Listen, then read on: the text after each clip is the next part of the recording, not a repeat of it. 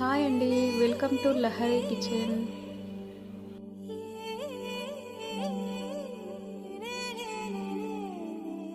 చూడండి, ఇది కనిపిస్తున్నది వెన్న అండి. నేను ఇట్లా ఒక 2 months 3 months అట్లా ఫ్రిడ్జ్లో స్టోర్ చేసుకొని పెట్టుకుంటాను. పాలు కాచిన తర్వాత వచ్చే వెన్న స్టవ్ ఆన్ చేసుకొని ఒక గిన్నె పెట్టుకొని హీట్ అయిన తర్వాత కొద్దిగా వెన్న వేసుకుంటూ కలపాలి.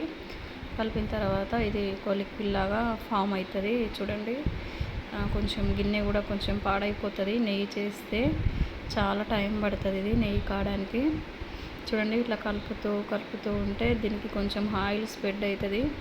అట్లా మొత్తం ఆయిల్ ఇట్లా లిక్విడ్ లాగా వచ్చిన తర్వాత దీన్ని ఫిల్టర్ చేసుకోవాలి. చూడండి, ఇది మనం ఇంట్లో చేసిన నెయ్యి కాబట్టి చాలా టేస్ట్గా ఉంటుంది. ఇది నెయ్యి వాసన కూడా గుమగుమలాడుతూ సూపర్ ఉంటుంది టేస్ట్.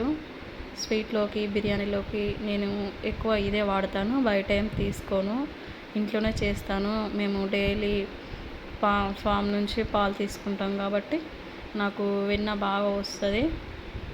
అలా వెన్న స్టోర్ చేసుకొని ఇలా నెయ్యి ఇంట్లోనే చేసుకొని పెడతానండి. ఇది ఫ్రిడ్జ్లో స్టోర్ చేసుకొని పెట్టుకుంటే మనకు 4-5 months అయితే ఖచ్చితంగా వస్తుంది. నేను చేసిన ప్రతిసారి నాకు 1.5 kg అట్లా వస్తుంది. చూడండి, ఇట్లా మళ్ళీ సెకండ్ టైం ఫిల్టర్ చేసుకోవాలి. ఫస్ట్ ఒక దాంట్లో ఫిల్టర్ చేసుకొని మళ్ళీ సెకండ్ టైం మళ్ళీ ఫిల్టర్ చేసుకుంటే ఫ్రెష్ ఉంటుంది నెయ్యి, ఇంకా ఫిల్టర్ ఎక్కువ అవుతుంది. చూడండి, ఎంత రెడ్గా కలర్ఫుల్గా ఉంది నెయ్యి.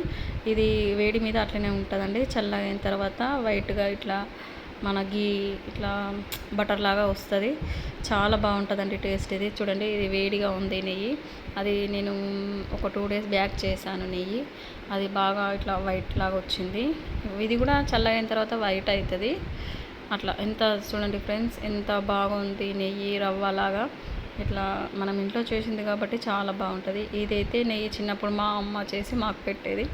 ఇప్పుడు నేను ఇంట్లో చేసి మా పిల్లలకు పెడుతున్నానండి. నచ్చితే లైక్ చేయండి. Thank you. కొత్తగా మా ఛానల్ని చూసేవారైతే ప్లీజ్ సబ్స్క్రైబ్ చేసుకోండి ఫ్రెండ్స్. లైక్ చేయండి, కామెంట్ చేయండి. Thank you for watching.